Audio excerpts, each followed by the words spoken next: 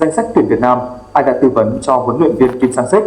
Danh sách tuyển Việt Nam mà huấn luyện viên Kim Sang-sik vừa công bố đều đặt dấu hỏi ai là người tư vấn chọn quân cho chiến lược gia người Hàn Quốc. Từ bản danh sách cũ kỹ, trước khi huấn luyện viên Kim Sang-sik công bố danh sách 27 cầu thủ chuẩn bị cho hai trận đấu cuối ở vòng loại World Cup 2026, tuyển Việt Nam dự báo khó có nhiều nhân tố mới. Tuy nhiên, với những cái tên mới đây được tân thuyền trưởng người Hàn Quốc đưa ra, thực sự khiến tất cả bất ngờ. Bởi khá giống so với tuyển Việt Nam ở những lần tập trung trong đoạn cuối hợp đồng của ông Park Hang-seo hay thời huấn luyện viên Chao Sier, có nghĩa tất cả đều là cũ và đáng nói rất nhiều trong tổng số 27 cái tên vừa được gọi bất ổn về phong độ cho tới chuyên môn, trải dài từ cựu binh đến nhóm cầu thủ trẻ. Dấu hỏi cho ông Kim Sang-sik.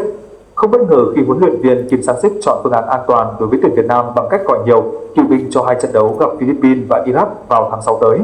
Những cụ tờ khó tin như danh sách mới công bố là dấu hỏi rất lớn về việc nguyên tắc chọn nhân sự cho tuyển Việt Nam từ tân thuyền trưởng người Hàn Quốc. Ông Kim Sang-sik bỏ qua rất nhiều các cầu thủ đang đạt phong độ rất cao ở V-League, từ lớn tuổi như Văn Quyết, Hà Nội FC đến trẻ hơn như Minh Vương, Châu Ngọc Quang, Bbank KHG AGL, Tô Văn Đức, Bình Định, Triệu Việt Hưng, Hữu Sơn, Hải Phòng. Điều này gây ra những khó hiểu với tiêu chí chọn người của tân thuyền trưởng tuyển Việt Nam. Vấn đề nằm ở chỗ, các cầu thủ vừa được nhắc cũng chẳng phải ít kinh nghiệm quốc tế hay chưa từng ăn cơm tuyển,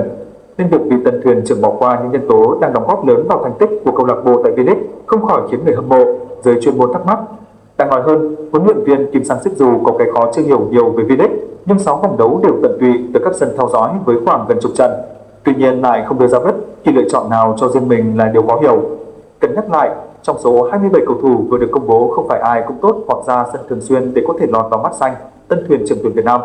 Vì vậy khi góp mặt ở danh sách tập trung, buộc phải đặt dấu hỏi liệu rằng ông Kim Sang-sik tự quyết hay ai đó đứng sau chọn rút. Không dễ trả lời, nhưng V-League dù chưa quá tốt, ít cầu thủ mới,